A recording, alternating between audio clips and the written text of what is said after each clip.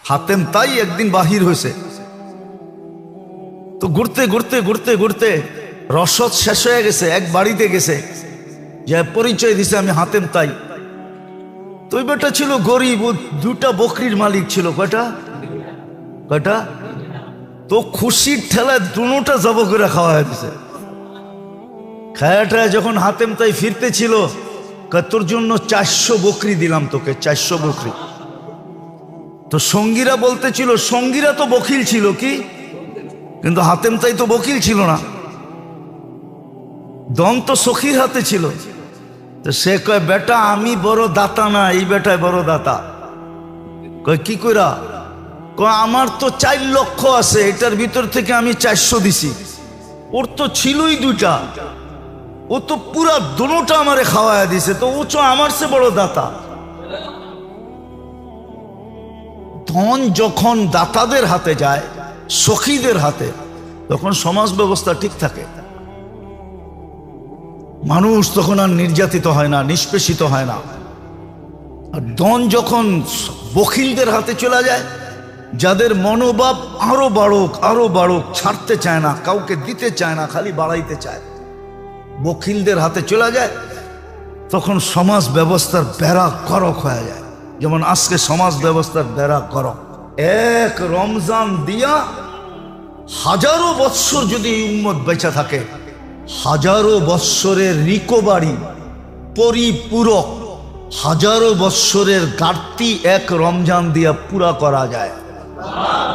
আমি আপনাকে চোখে আঙ্গুল দিয়া দেখায় দেব, সর্ব লাইনে পুরা করা যায়, এক লাইনে না, সর্ব লাইনে যত লাইন আছে। একটা মানুষের ইসলামিক দিক দিয়া বন্দেগি, এবাদত বন্দেগির দিক দিয়া যতগুলা লাইন আছে, সমস্ত লাইন আপনি পুরা করতে পারবেন একটা রমজান দিয়া, যদিও আপনি হাজারো বৎসর বেঁচে থাকেন। আমি মিলাই দিব, ওলামা মানুক আর না মানুক, কেন আল্লাহ খায়ের বলছে, খায়রুম মিন আলফি শাহর। আর খায়ের ব্যাপারে আল্লাহ নিজে বলছে, ওয়ালি খায়রি লা নিহায়া, আমার মঙ্গলের কোনো সীমা রেখা নাই। কিন্তু আপনি বাজেট করছেন, আপনি প্রস্তুতি নিতেছেন। আল্লাহর রসুল রমজান মাসে দান সদকায় তুফানকে হার মানায় দিত। হাদিসে আছে, বুখারী শরীফে আছে, কারিহিল মুরসালা। আমি শব্দ বলতেছি, আপনারা নোট করে নেন। কারিহিল মুরসালা, দান এত করতেন আল্লাহর রসুল রমজানে, এত দান করতেন যে তুফানকে হার মানায় দিতেন, তুফানও পিছে থেকে যেত। ওই দারিদ্রতার জমানায় বলুক, আমাদের কাছে যাদের কাছে যা আছে, বলেন এই রমজানে দেওয়ার জন্য, দান করার জন্য, যাকাত তো পরের জিনিস, দান। এইখানে একজন আছেন যে আপনি 20,000 টাকা রমজানে বাজেট করছেন, যেটা আমি দান হিসাবে দিব? একজন বলেন 10,000 টাকা, 5,000 টাকা, 2,000 টাকা, 1,000 টাকা আপনি বাজেট করছেন? রাগ হয়ে গেলেন? আপনি তো উচিত ছিল সাধ্য অনুযায়ী যে আমি 500 টাকা দিতে পারি, 500 টাকা আমার রমজানে কোথাও ইফতারের বাজেটে আমি দিব, আমি এটা বাজেট করলাম। আপনি কিয়ামতের দিন সুপারিশ চান কি করে? কি করে সুপারিশের আশা করেন? কি করে আপনি আশা করেন আপনি জবাব দিতে পারবেন কবরে? মা কুনতা তাকুলু ফি হাদার রাজুলি মুহাম্মাদিন, বলো এই ব্যক্তির রঙে তুমি রঙিন কতটুক ছিলা, ওনার আদর্শে কতটুকু আদর্শবান ছিলা, ওনার অভ্যাসে কতটুকু অভ্যস্ত ছিলা, ওনার কি বলে লাইফ স্টাইলে তুমি কতটুকু আদর্শবান ছিলা, বলো। আপনি 2-4টা প্রমাণ দিতে পারবেন? রাগ হয় না মেরে দোস্ত, এটাই বুঝাইতেছিলাম। বড় সুযোগ আসতেছে। আমি কয়েকদিন আগেই পড়তেছিলাম, আতাউল্লাহ শাহ বুখারী রহমতুল্লাহ আলাইহি ছিলেন। উনি ওনার যুগে বোম্বাই, তখন এই পুরাটা এক ছিল, বোম্বাই ইউনিভার্সিটিতে উনি বয়ান করতেছিলেন এশারের পরে।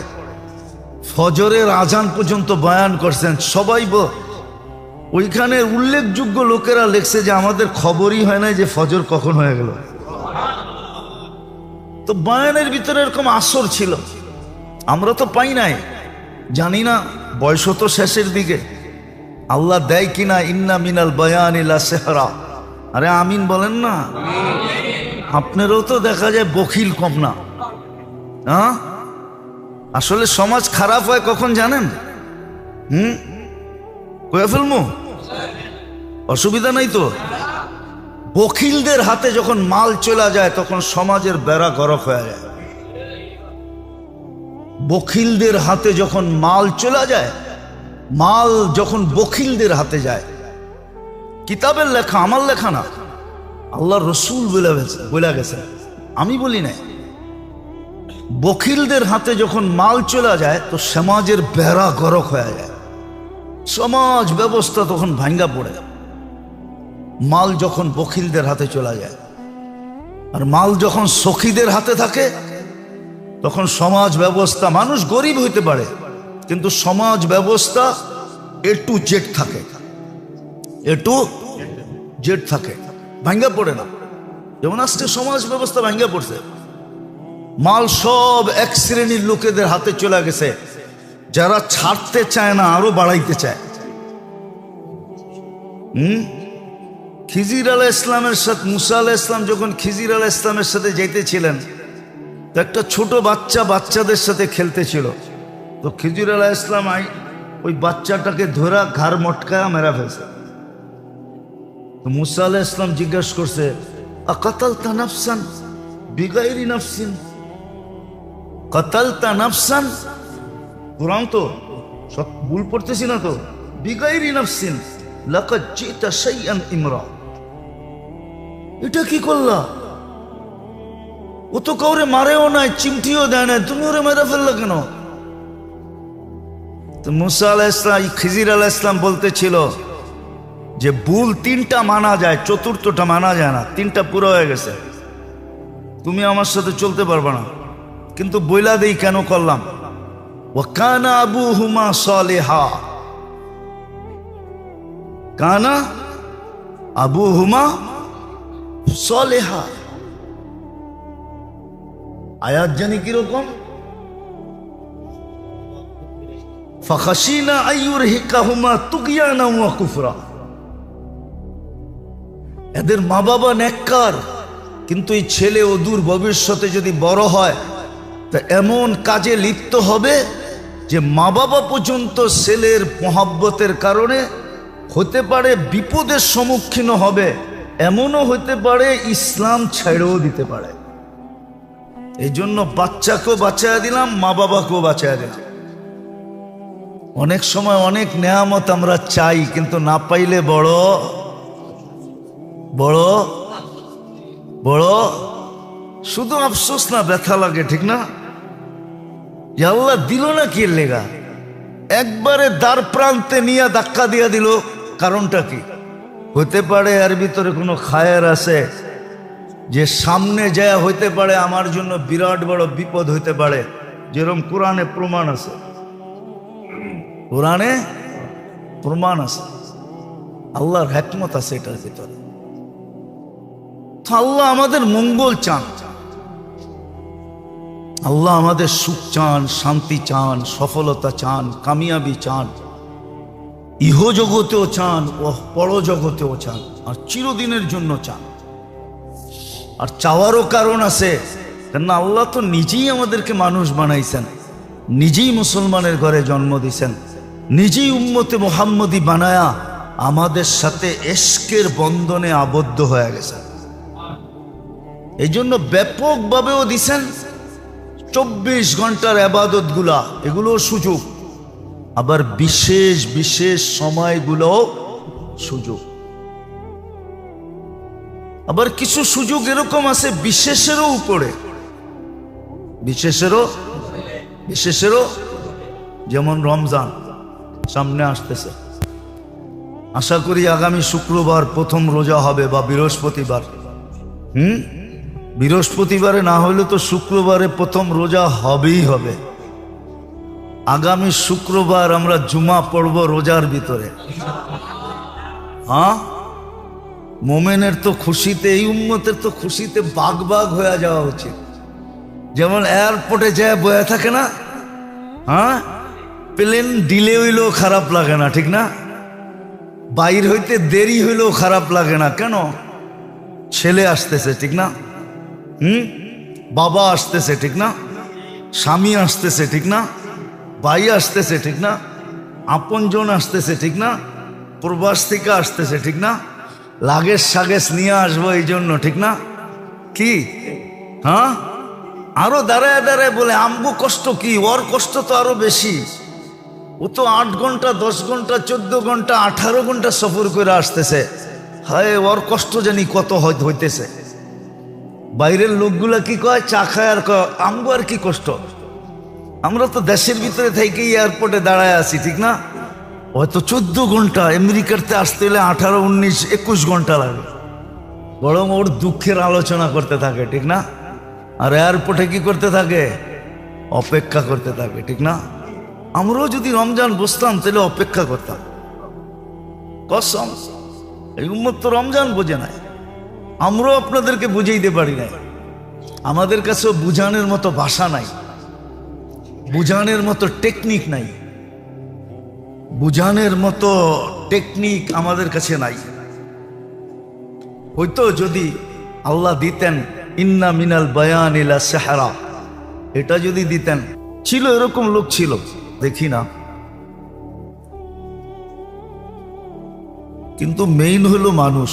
মানুষের জন্য এই দুটা অপশন, হয়তো চির সফল হবে, না হয় চির অসফল হবে। অর্থাৎ চিরদিনের জন্য জান্নাতে যাবে, না হয় জাহান্নামে যাবে। একটাকে অসফল বলছে খাসিরা খুসরানাম মুবিনা, কোরআনের শব্দ। আরেকটাকে কোরআন বলছে ফাজা ফাউজান আযীমা, বিরাট বড় সফলতা অর্জন করবে। আর এটাও সত্য, দুনিয়া আকাঙ্ক্ষা পুরা করার জায়গা না। কেননা বন্টিত জিনিসের ভিতরে কখনো আকাঙ্ক্ষা পুরা করা যায় না। বন্টিত জিনিসের ভিতরে, বন্টিত বোঝেন কি? ধর্মীয়, যেটা পাক করা। বাংলাও বোঝেন না দেখা যায় আপনারা, কই জানবো আপনি করে লয়া। বন্টিত মানি হলো ভাগ করা। ভাগ করা জিনিসের ভিতরে কোনোদিন আশা পুরা করা যায় না। এই জন্য জান্নাত বন্টিত না, ওখানে সব আশা পুরা হবে। জান্নাত যাকে দিবে পুরা পুরা দিয়ে দিবে, অন্য কোনো ভাগ নাই, বন্টন নাই। দুনিয়া কিন্তু বন্টিত। এই জন্য হাদিসের শব্দ আছে দুনিয়া মকসুম আর দুনিয়া মাকসুম, দুনিয়া ভাগ করা। যেমন বর্তমানে 850 কোটি মানুষ আছে, 850 কোটি মানুষের ভিতরে বন্টিত দুনিয়াটা।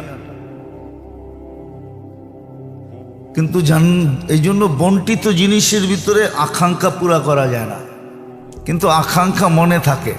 আকাঙ্ক্ষা, উদাহরণ দিব, হ্যাঁ, দুনিয়ার বড় কিছু হওয়ার আকাঙ্ক্ষা নাই সবার দিলে? টাকার দিক দিয়া, বাড়ি গাড়ি পদ সদ, ঠিক না? ওই যে কয় না, শিশুর পিতা ঘুমিয়ে আছে সব শিশুরই অন্তরে। তো দুনিয়ায় বড় হওয়ার আকাঙ্ক্ষা সবার দিলের ভিতরে আছে, কিন্তু এখানে পুরা হবে না। সবাই যদি এমপি হয়ে যায়, কে কারে মানব? হ্যাঁ, এই জন্য জান্নাত ওইখানে আকাঙ্ক্ষা পুরা হবে, আর ছোট আকারে হবে না। জান্নাতে যেটা হবে ওটা বড় আকারে হবে। আকার বোঝেন তো কি? বড় পরিধি। এই জন্য কোরআন বলছে মুলকান কাবীরা, তোকে বড় রাজত্ব দিব। আল্লাহ বড়টা কত বড় এটাও বলে দিছে, কমসে কম এই দুনিয়ার 10 গুণ বড়। আশারু আমসালিহা, দুনিয়ার 10 গুণ সমান। তো যেটা বুঝাইতেছিলাম, আল্লাহ মানুষের মঙ্গল চান, মানুষের সফলতা চান, মানুষের সুখ চান, শান্তি চান। মা বাবা সন্তানের জন্য কতটুকু ব্যথিত হয়, হইলে এই দুনিয়া সামনে নেওয়া হয়। খুব কম মা বাবা পাবেন, এইখানেও যারা বসে আছেন সন্তান আছে, কম লোক পাওয়া যাবে, একজনও পাওয়া যাবে কিনা জানি না, যে ডেলি আফসোস করে হায় আমার সন্তান জান্নাত পাইল কিনা। এরকম আফসোস শুধু একজনও এখানে করে কিনা জানি না। করেন? একজনও নাই এখানে।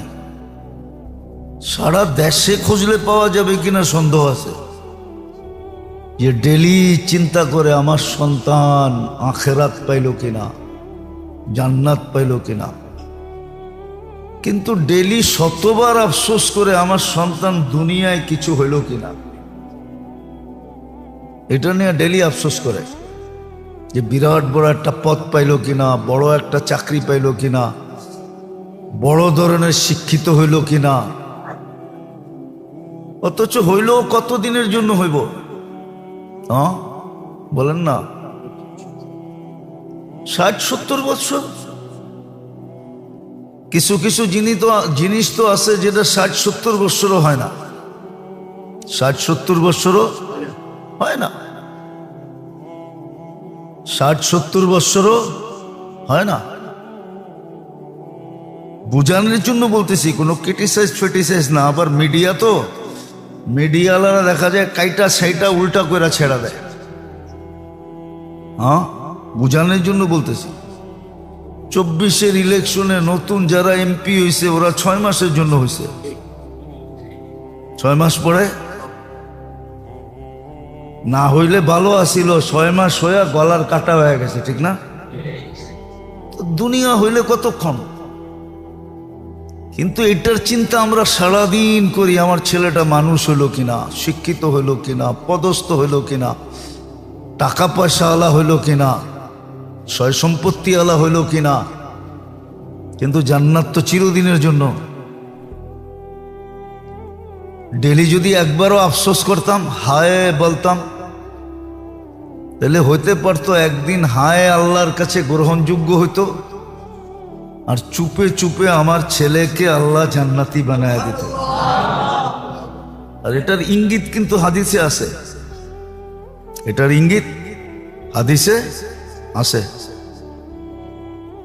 বন্দা যখন হায় হায় করতে থাকে না, তো একদিন হায় আল্লাহর কাছে কবুল হয়ে যায়। আফসোস করতে থাকে, একদিন আল্লাহর রহমত তার দিকে দাবিত হয়ে যায়। সত্য।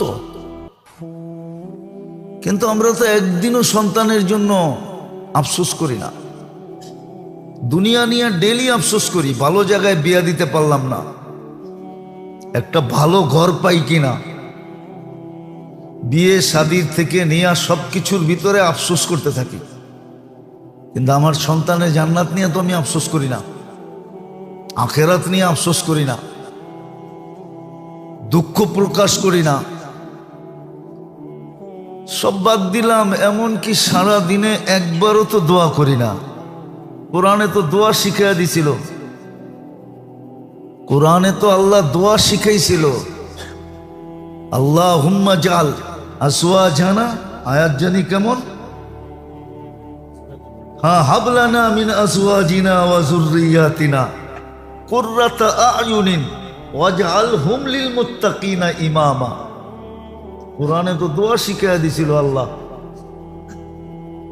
যে ছেলে সন্তানের জন্য ডেলি এই দোয়া করো।